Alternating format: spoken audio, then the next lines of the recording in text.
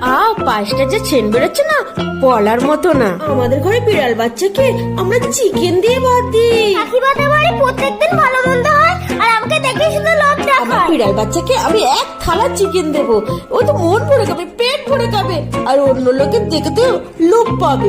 এই ওকে খেতে দিবি না ঠিক আছে, কিন্তু লোভ দেখাচ্ছিস কেন? আমি তোকে ছোট থেকে এই শিক্ষা দিয়েছি? হ্যাঁ, এরকম করলে কিন্তু আমি তোদের বাড়ি থেকে চলে যাবো। ডাক আগে ওকে খেতে ঠিক বসা। আছে, আয় আমার পাশে বস। ঠিক আছে। নে বস, এটা খা। না, এটাও ওকে দিয়ে দি। এই নে, এই পায়েসটাও তুই খা।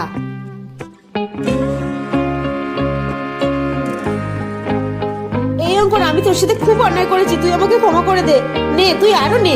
হ্যাঁ, বাচ্চা হোক আর বয়স্ক মানুষ হোক না কেন, কারোর সামনে খাবার নিয়ে লোভ দেখানো ঠিক না, কারণ এতে তাদের মাইন্ডটা নষ্ট হয়ে যায়।